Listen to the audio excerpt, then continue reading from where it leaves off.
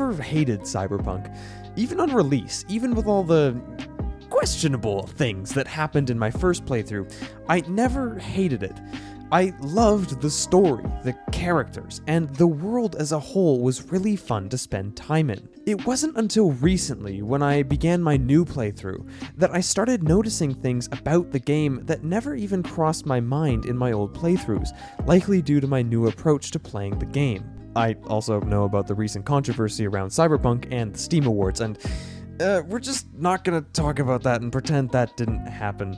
This video is not talking about why it should have won, and I'm not going down that rabbit hole. But regardless of what the Steam people say, I will forever stand by my position that Cyberpunk is a good game.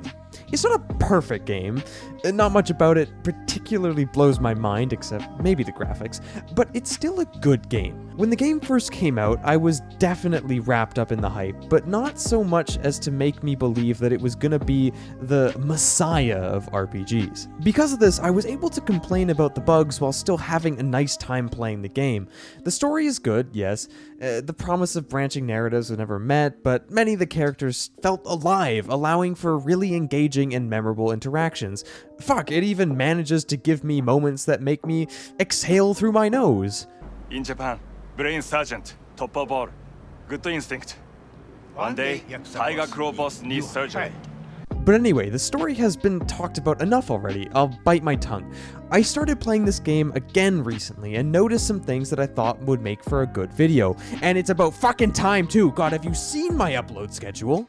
You know, I didn't even start this playthrough because I wanted to play the game. I actually just started it because I was trying to benchmark the new PC that I built.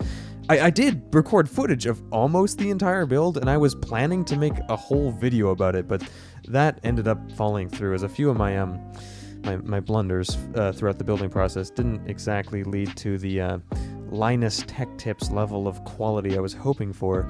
Also, the camera shakes for the whole video due to how it was mounted, and I didn't really want to make people nauseous. Anyway, even though I didn't even mean to start this playthrough, as soon as I set foot on the streets of Night City again, I instantly felt compelled to play the game again, although this time my benchmarking sent me down a different route.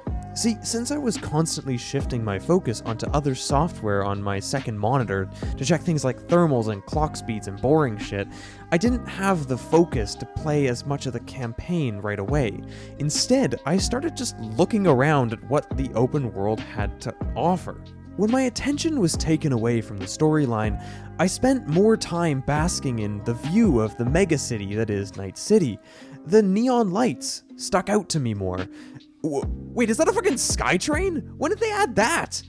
I feel like I never noticed some of this stuff because so much of the time when we, or I at least, are playing games, so much of our time is spent tunnel visioning through areas, never stopping to view our surroundings. I mean, seriously, look up! I swear, I must look like an absolute buffoon to the NPCs of this world.